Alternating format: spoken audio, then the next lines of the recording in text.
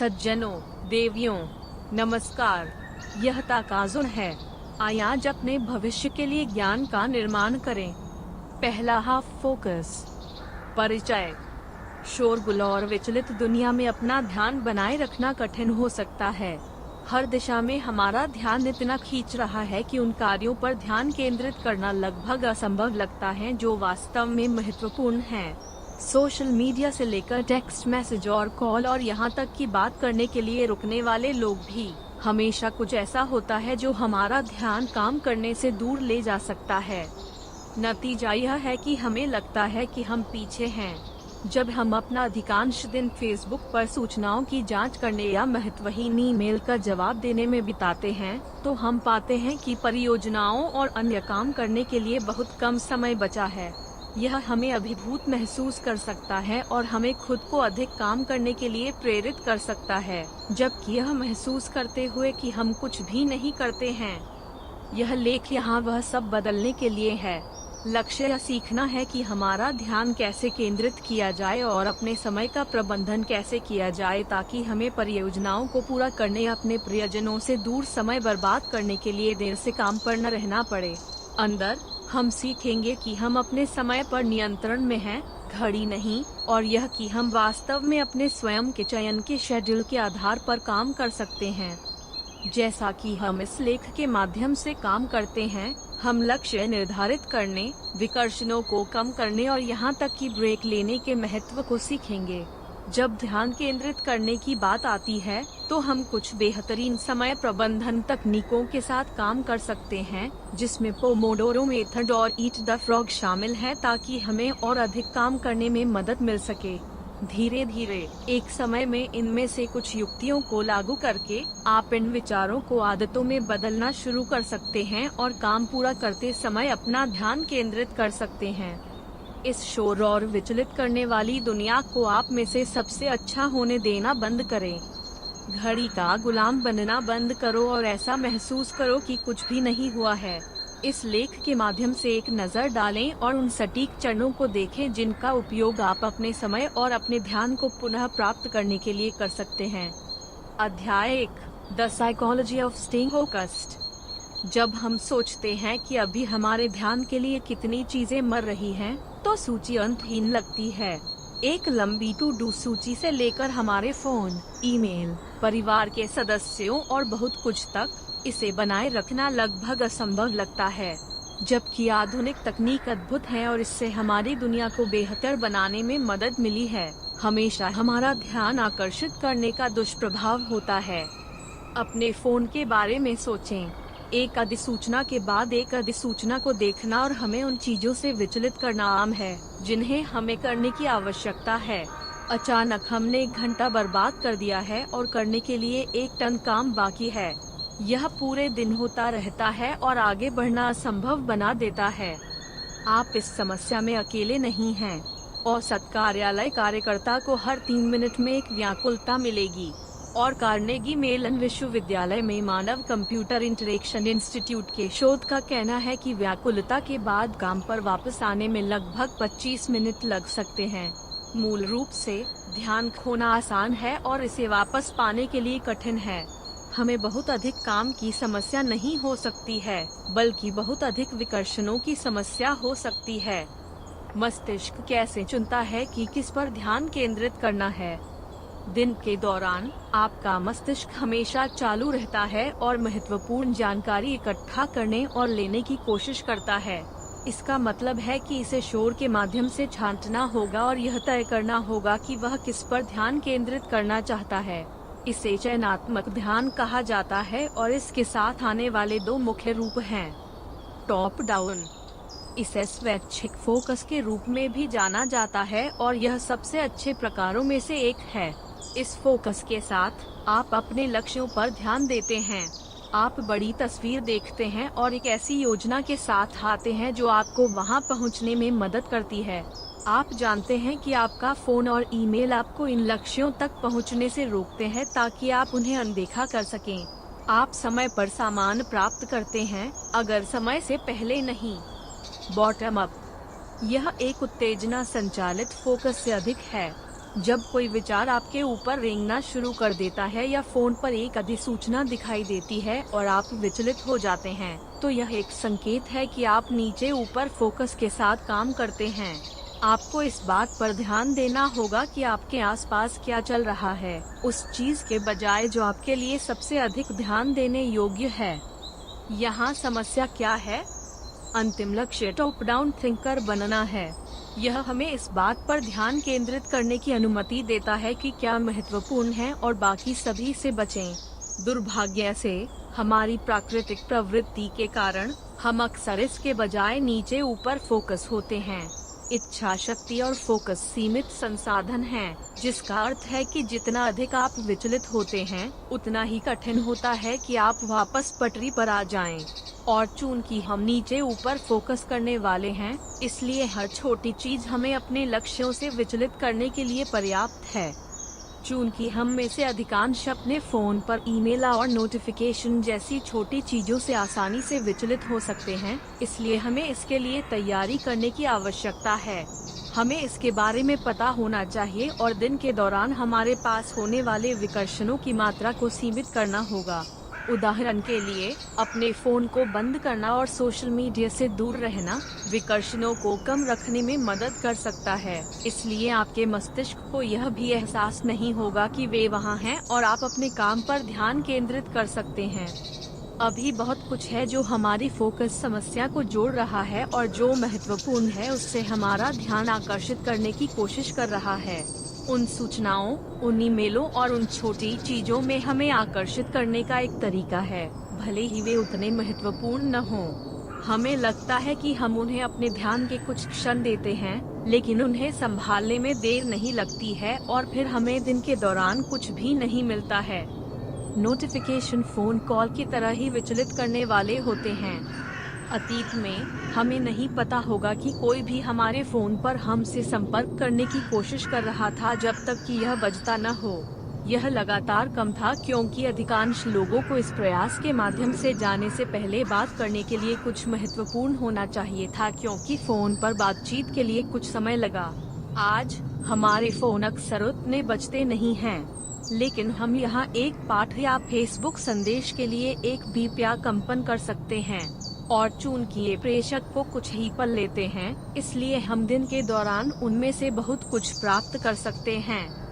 Florida state university के 3 शोधकर्ताओं के एक अध्ययन से पता चलता है कि इन सूचनाओं में से एक प्राप्त करना, चाहे वे कितने भी छोटे क्यों न हों, हमें एक पाठ संदेश या फोन कॉल का जवाब देने के रूप में विचलित कर सकते हैं, भले ही हम इसका जवाब न दें।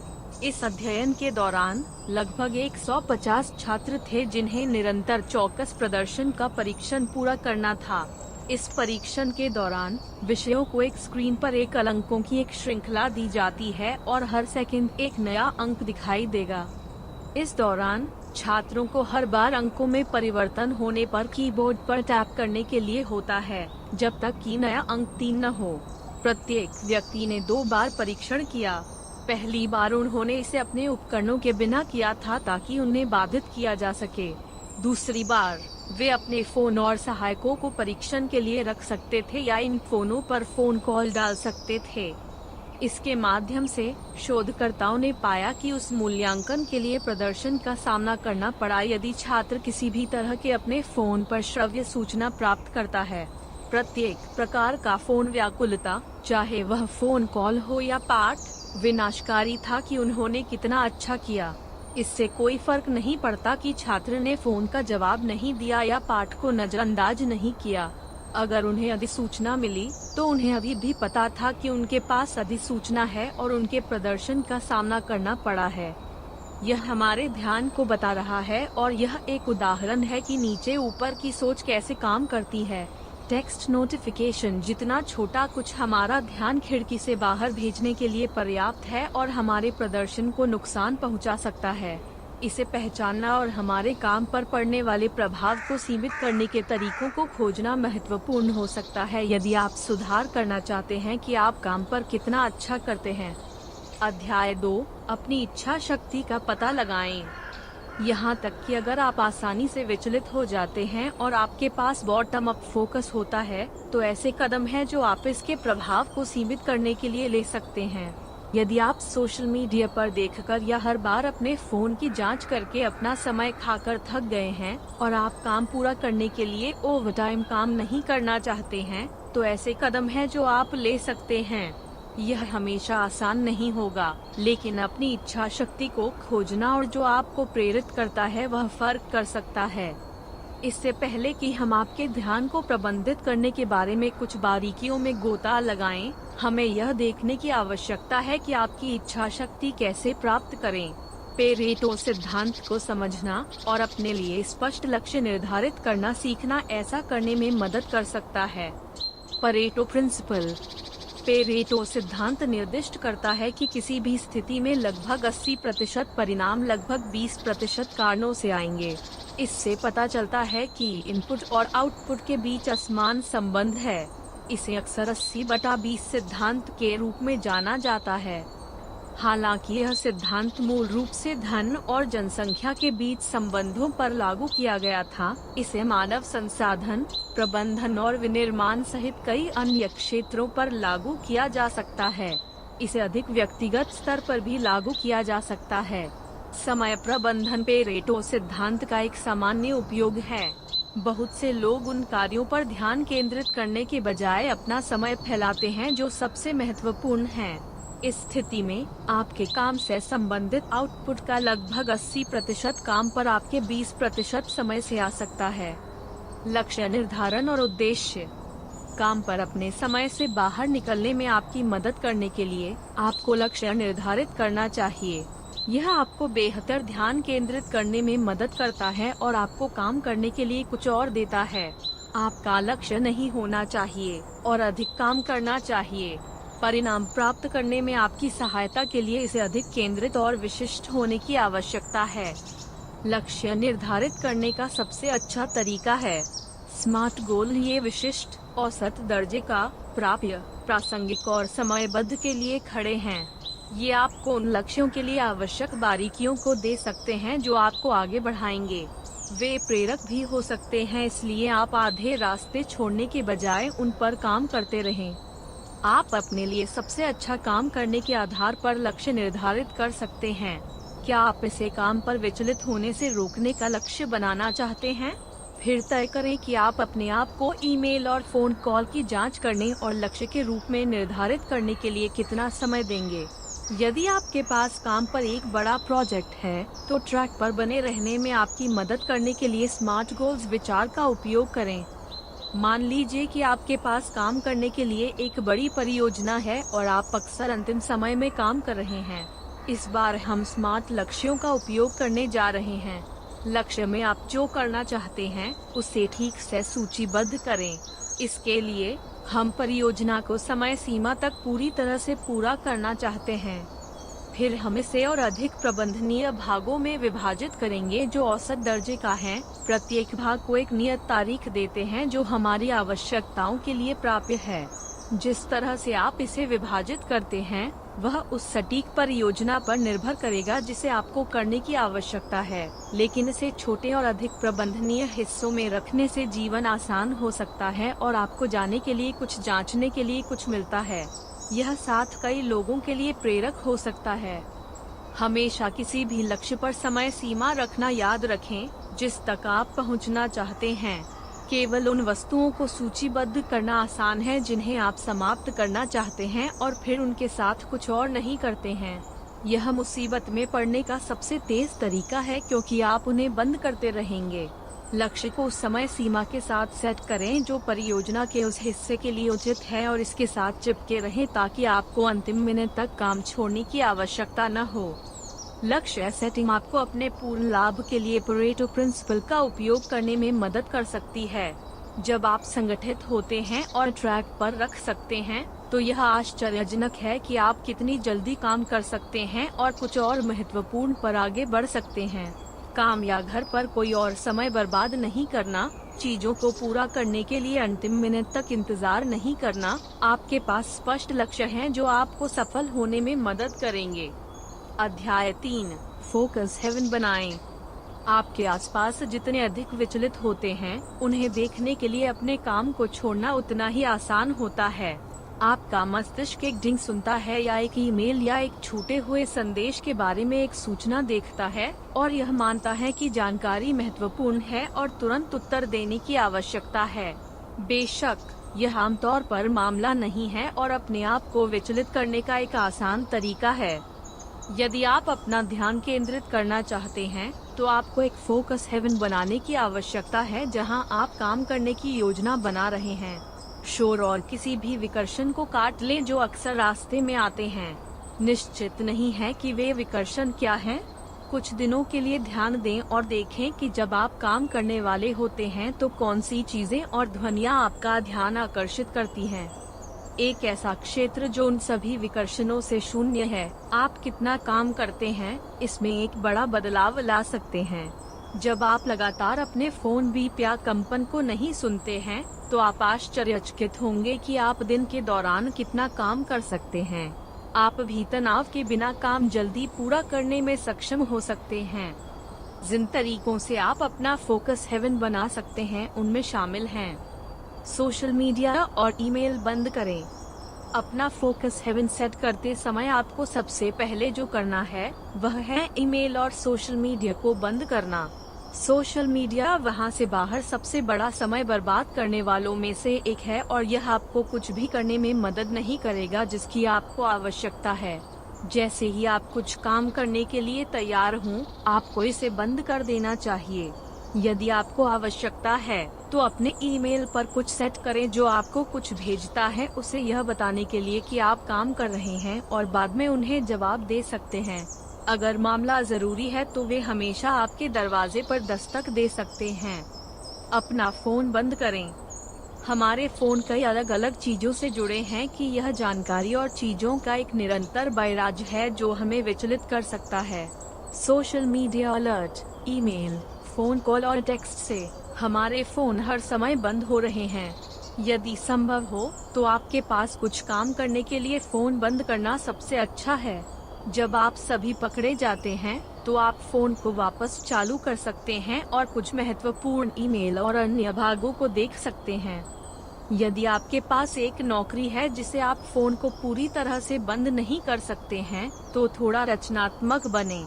इसे केवल रिंग करने के लिए सेट करें या एक संदेश भेजें जब यह कोई महत्वपूर्ण हो, और जब कोई अन्य संदेश आता है तो ऐसा करने के लिए ऐसा न करें। Close the door. जब आप अपना दरवाजा खुला छोड़ देते हैं तो आप अंदर आने के लिए बहुत सारे विकर्षणों को आमंत्रित कर रहे होते हैं। आप आसानी से सभी शोर और अन्य हंगामा सुन सकते हैं जो अन्य कार्यालयों और हॉल के नीचे चलते हैं, और इससे पहले कि आप अपने काम से दूर हो जाएं, आपको कुछ नोटिस करने में बहुत समय नहीं लगता है। फिर हमेशा मौका होता है कि कोई खुले दरवाजे को देखेगा और बात करने के लिए रुक जाएगा। एक त्वरित प्रश्न आसानी से समाजीकरण में बदल सकता है जो आपके हर समय खाता है। जब आपको कार्यालय में कुछ करने की आवश्यकता हो तो दरवाजा बंद कर दें। यदि संभव हो तो ऐसा दिखें कि आप वहां भी नहीं हैं। एक बंद दरवाजा कार्यालय में आपके आसपास की सभी आवाजों को मफल करने में मदद करता है और यह संभावना कम करता है कि कोई बात करने के लिए दरवाजे पर दस्तक देगा। यह आपके कुछ काम करने में आपकी मदद करने के लिए चमत्कार कर सकता है। कुछ शास्त्रीय संगीत चालू करें। इसके लिए शास्त्रीय संगीत सबसे अच्छा है। यह कुछ ऐसा है जो आपके आसपास की खाली चुप्पी को भरने में मदद कर सकता है या उस शोर को काट सकता है जो आपको आसानी से विचलित कर सकता है, बिना किसी व्याकुलता के। अपने स्वयं के कुछ संगीत में जोड़ने के लिए लुभाएं नहीं। हालांकि यह आपके पसंदीदा बैंड को सुनने के लिए मजेदार हो सकता है, लेकिन इससे पहले कि आप जिस पसंदीदा गीत के साथ गाते हैं वह आपको विचलित कर देगा। इसके अलावा शास्त्रीय संगीत को फोकस में सुधार करने में मदद करने के लिए दिखाया गया है। कार्यस्थल में अधिक विकर्षणों से बचने के लिए आपके पीछे पर्याप्त संगीत और ध्वनि देने के लिए शास्त्रीय संगीत का उपयोग करें। व्यवस्थित करें। इस एक के साथ मदद करने के लिए आपको थोड़ी सी योजना बनाने की आवश्यकता हो सकती है। संगठन विकर्षणों को रोक सकता है और आपको उन चीजों को खोजने के लिए क्षेत्र के चारों ओर खोज करने से रोक सकता है जिनकी आपको आवश्यकता है। जब आपको किसी प्रोजेक्ट के बारे में किसी को रोकना और पूछना होता है या आपको उन वस्तुओं को खोजने के लिए खोज करने की आवश्यकता होती है जिनकी आपको आवश्यकता होती है, तो यह किसी प्रोजेक्ट में बहुत समय जोड़ सकता है और आपको धीमा कर सकता है। संगठित होने और यह सुनिश्चित करने के लिए कि प्रत्येक चीज का अपना स्थान है, इससे आप कितने उत्पादक हो सकते हैं, इस पर एक बड़ा बदलाव आएगा। और यह किसी भी संभावना को समाप्त करता है कि जब आप काम कर रहे हों तो आपका ध्यान किसी और चीज पर जाएगा। आपको पता चल जाएगा कि हर वस्तु कहाँ है और इसके लिए बस पहुंच सकती है। ऐसे कुछ तरीके हैं जिनसे आप इस पर काम कर सकते हैं। शुरू करने के लिए अपने पूरे कार्य क्षेत्र को व्यवस्थित करने के लिए कुछ समय निकालें। उन वस्तुओं को एक साथ बंद रखें जिन्हें आप अक्सर एक दूसरे के साथ उपयोग करते हैं। उन्हें दूर रखें और रास्ते में आने वाली किसी भी चीज को फेंक दें या वह कचरा है जिसे अब आपको उपयोग करने की आवश्यकता नहीं है। फिर रात में जब आप अपनी टू डू सूची बनाने की कोशिश करते हैं तो उन वस्तुओं को पकड़ो जिनकी आपको परियोजना के लिए आवश्यकता होगी और उन्हें प्रत्येक प्रोजेक्ट के लिए एक क्षेत्र में एक साथ रखें जिसे आप पूरा करना चाहते हैं। फिर आप आइटमों को पकड़ सकते हैं और बिना ज्यादा खोज किए आवश्यकता अनुसार उनका उपयोग कर सकते हैं।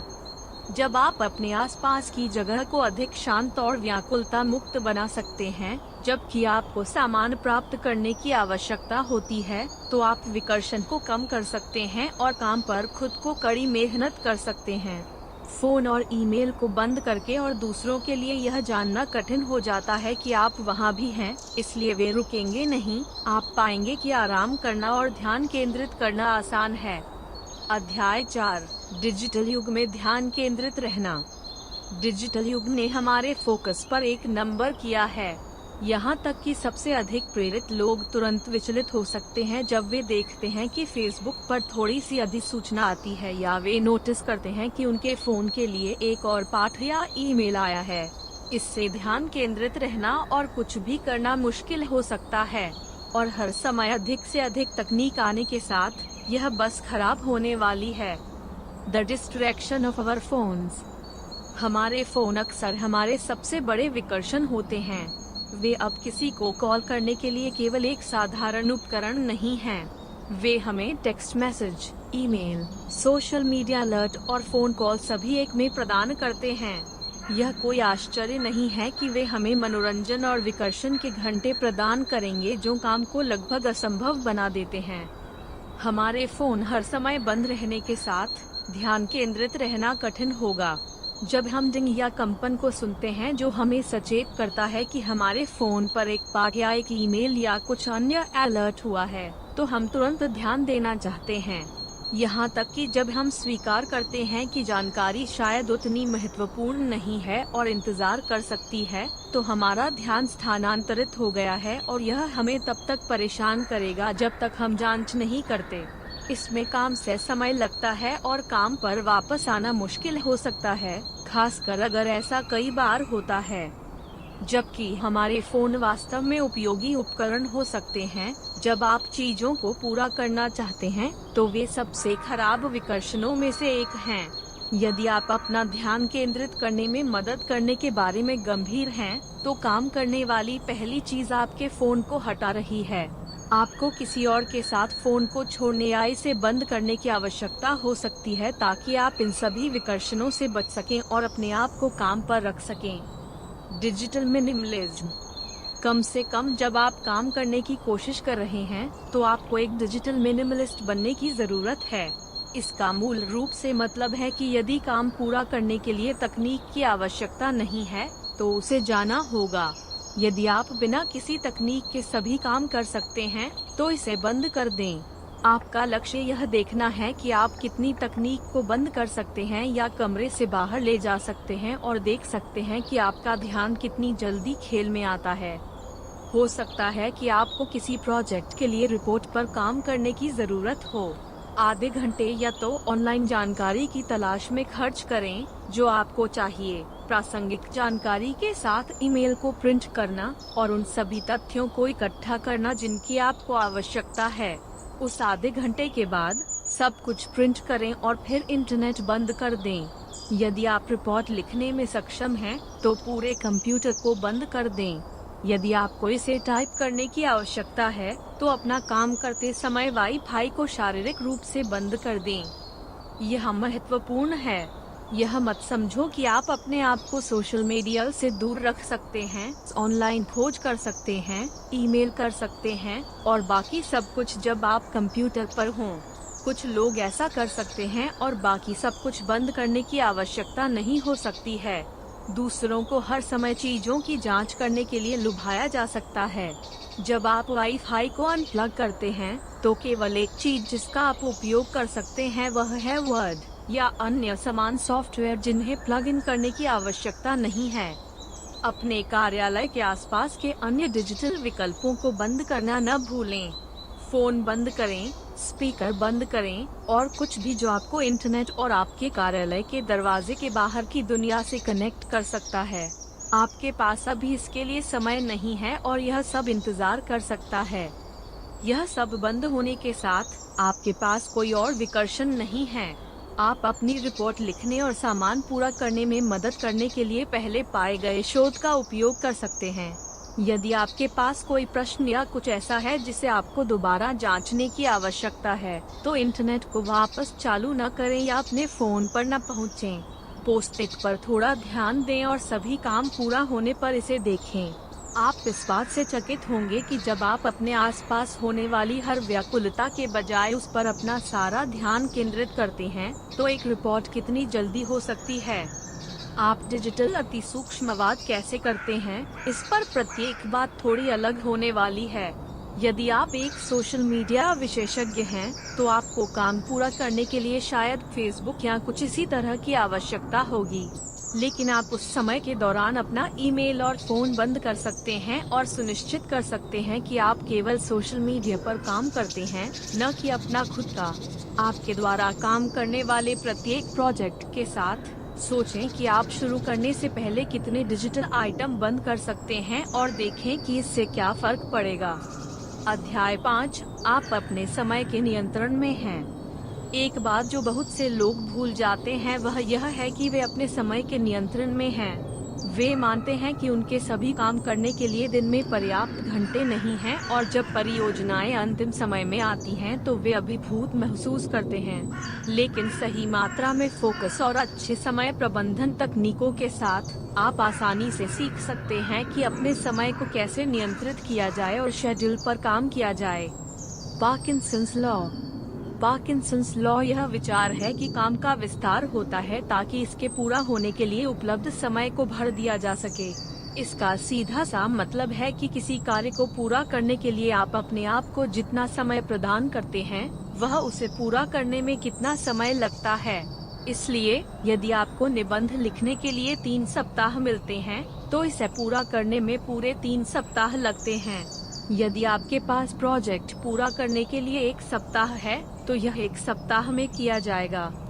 हालांकि इसके कुछ अपवाद हैं। आप 1 घंटे में 100 शब्द दस्तावेज समाप्त नहीं कर सकते हैं। विचार यह है कि आप आवश्यक समय की मात्रा में काम कर सकते हैं। यही कारण है कि निबंध लिखने में आपको 3 सप्ताह लग सकते हैं, लेकिन अगर आपको केवल 1 सप्ताह दिया जाता है, तो भी आप इसे समय पर पूरा कर पाएंगे। यदि आप समय रेखा को बहुत दूर सेट करते हैं या लक्ष्य को बहुत दूर कर देते हैं, तो इसे पूरा करने में आपको इतना समय लगेगा। इससे कोई फर्क नहीं पड़ता कि आपने इसे कितना दूर सेट किया है, फिर भी इसे पूरा करने में इतना समय लगेगा। यदि आप यह सुनिश्चित करना चाहते हैं कि आप अपना काम अंतिम समय के बजाय समयबद्ध तरीके से कर लें, तो समय रेखा को जल्द सेट करें। यहाँ तक कि अगर समय सीमा 3 सप्ताह है, तो इसे 1 सप्ताह में पूरा करने के लिए अपना लक्ष्य बनाएं और देखें कि इससे क्या फर्क पड़ता है। आप आश्चर्यचकित हो सकते हैं कि आप उस परियोजना को कितनी जल्दी पूरा कर सकते हैं। पोमोडोरो तकनीक। यदि आपको किसी कार्य पर ध्यान केंद्रित करने में सहायता की आवश्यकता है, तो पोमोडोरो तकनीक का उपयोग करने के लिए एक अच्छा विकल्प है। यदि आप पाते हैं कि छोटी छोटी विकृतियां आपके रास्ते में आती हैं, तो आपको अक्सर बेहतर उत्पादक होने के बिंदु पर काम करना पड़ता है, और आपके पास ओपन एंडेड काम है जो परीक्षा के लिए अध्ययन करने जैसे असीमित समय ले सकता है, तो यह तकनीक आपको केंद्रित रहने और चीजों को पूरा करने में मदद कर सकती है। मूल विचार यह है कि आप काम पूरा करने के लिए समय के छोटे फटने को निर्धारित करेंगे। एक टाइमर की मदद से आप काम करते हैं और उस दौरान जितना संभव हो उतना पूरा करने की कोशिश करते हैं। जब टाइमर पूरा हो जाता है तो आप ब्रेक लेते हैं। इससे आपको पता चलता है कि आपके पास समय के छोटे विस्फोट हैं जो आप वास्तव में ध्यान केंद्रित करते हैं, लेकिन फिर आपको एक ब्रेक मिलेगा जो आपको अधिक ध्यान केंद्रित करने और अधिक काम करने में मदद कर सकता है। इस पद्धति का मूल 25 मिनट के स्प्रिंट में काम करना है। यदि आवश्यक हो और यदि वे छोटे हैं तो आप कुछ छोटी वस्तुओं को एक ही स्प्रिंट में तोड़ सकते हैं, और यदि आप कोई प्रोजेक्ट पूरा करते हैं तो आगे बढ़ें और अपनी टू डू सूची में अगली चीज पर काम करें। कभी भी 25 मिनट के भीतर समाप्त न करें और फिर अपने ईमेल की जांच करना शुरू करें और विचलित हो जाएं। आप बाद में ऐसा कर सकते हैं, लेकिन जब तक टाइमर टिक रहा है तब तक आपको काम पूरा करने की आवश्यकता है। इस पद्धति का उपयोग करना सरल है। यह काम करने के समय और कुछ अच्छे ब्रेक के लिए खुद को थोड़ा आराम देने की अनुमति देता है। इस विधि के साथ काम करने के लिए टू डू सूची और टाइमर प्राप्त करें।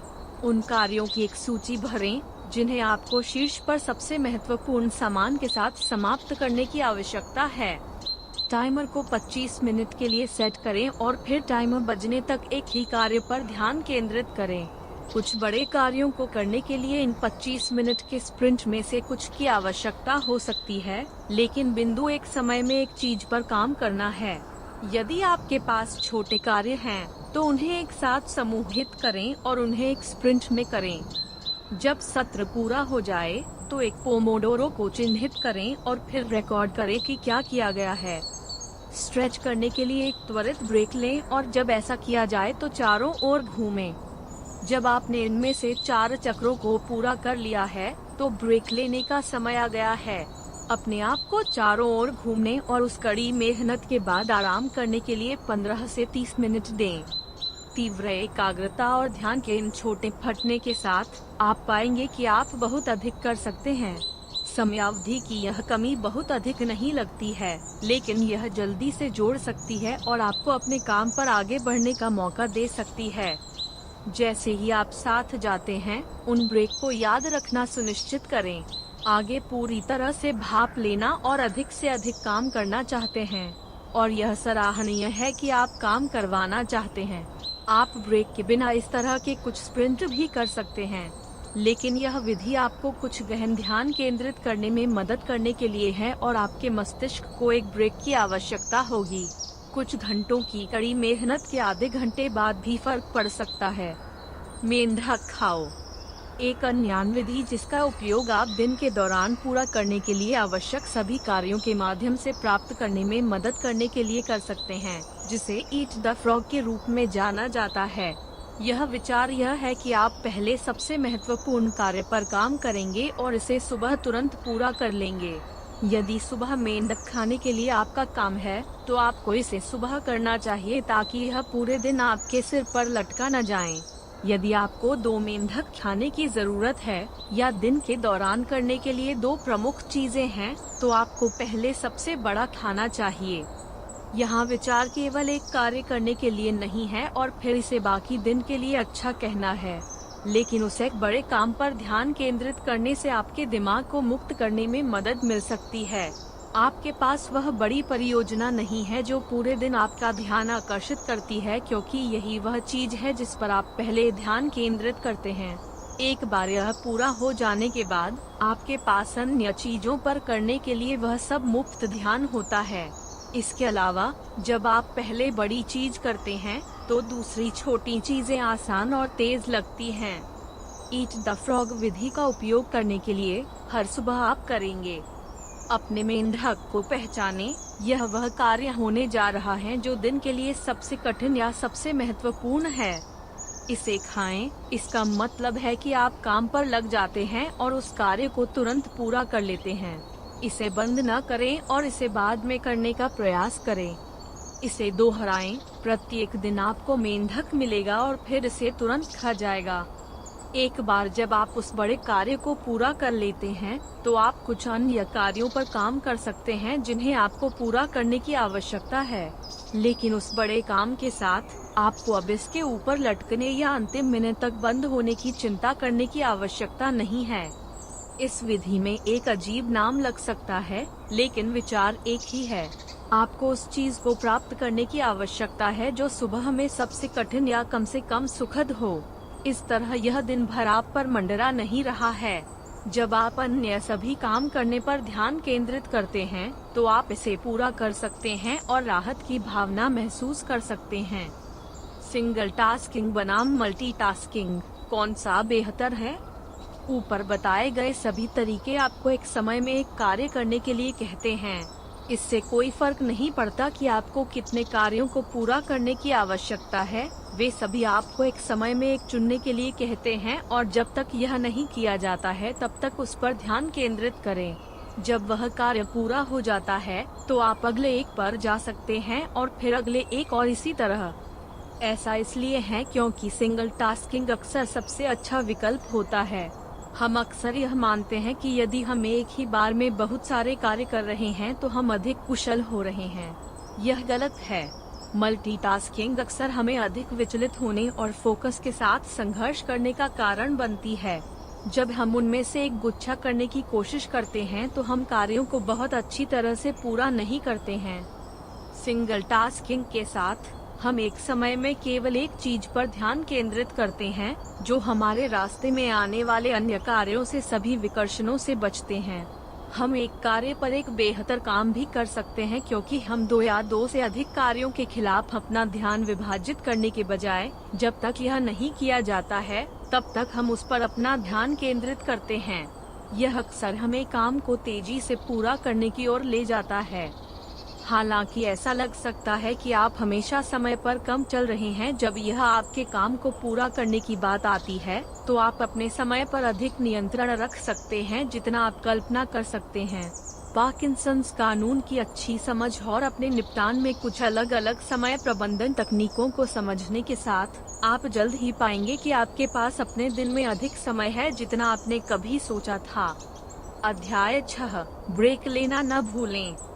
बाकी कहानी के लिए अवलोकन अनुभाग में लिंक देखें। यहाँ द गुड न्यूज है, यदि आप अभी लाइफस्टाइल यूनिवर्सिटी का नामांकन करते हैं, कार्रवाई करने के लिए विशेष bonus, fast action bonus, point by point checklist. इस आसान चेकलिस्ट को देखें या प्रिंट करें ताकि आप प्रत्येक बिंदु को देख सकें। यह पूरे लेख के सारांश की तरह है, लेकिन कार्रवाई योग्य, काटने के आकार के बिंदुओं में, ताकि आप पाठ्यक्रम के माध्यम से सफलतापूर्वक प्राप्त कर सकें। Fast action bonus, resource cheat sheet. अपने ज्ञान को गहरा करें और इस आसान संसाधन धोखा शीट के साथ और जानें। Fast action bonus, mind map. इस माइंड मैप पर एक त्वरित नजर डालें और आपको मुख्य लेख से सभी प्रमुख बिंदुओं और कार्रवाई चरणों का एक त्वरित रिफ्रेशर मिलेगा। क्या यह एक अच्छा एहसास है? और फिर ऑल यू कैन रीड और ऑल यू कैन सुन सकते हैं। लेख और ऑडियो महीने में 4 बार या उससे अधिक पोस्ट किए गए हैं। बेशक आप अब तक पोस्ट किए गए लेखों और ऑडियो को पढ़ और सुन सकते हैं। यदि आप इसे आने जाने के दौरान ऑडियो बुक के रूप में सुनते हैं तो आप कुशलता से सीख सकते हैं। इसके अलावा उपयोग की जाने वाली जानकारी आपके लिए जीवन भर के लिए चीजों के मूल्य में बदल सकती है ना? यह सब आपको कितना खर्च करने वाला है? आप केवल $5.99 के लिए सभी बोनस के साथ इस लेख के मालिक हो सकते हैं। यह वास्तव में अविश्वसनीय सौदा है। क्या मैंने उल्लेख किया है कि यह लेख केवल $5.99 है? यह निश्चित रूप से दोहराने लायक बिंदु है। अधिक मूल्यवान संसाधन खोजने के लिए आपको कड़ी मेहनत करनी होगी। मुझे इस शक्तिशाली लेख को आपके साथ साझा करने का मौका पाकर खुशी हो रही है। फिर आपको केवल $5.99 के लिए व्यापक और मूल्यवान अंतर्दृष्टि प्राप्त होगी। इसे आजमाइए और ज्वाइन क्यों न करें। मुख्य लेख, fast action bonus checklist, fast action bonus resource cheat sheet, fast action bonus mind map. नियमित रूप से मूल्य $26, केवल आज $5.99। पहले अवलोकन अनुभाग में लिंक देखें। आपकी सफलता के लिए हर व्यक्ति में हमेशा अपना जीवन बदलने की शक्ति होती है। आज सबसे छोटा दिन है। आइए ज्ञान के साथ कार्य करें और अपने भविष्य के लिए आगे बढ़ें। यदि आप एक सज्जन या महिला हैं जो कहती हैं कि यह अच्छा था, तो कृपया मुझे एक उच्च रेटिंग दें और चैनल की सदस्यता लें। जल्द मिलते हैं।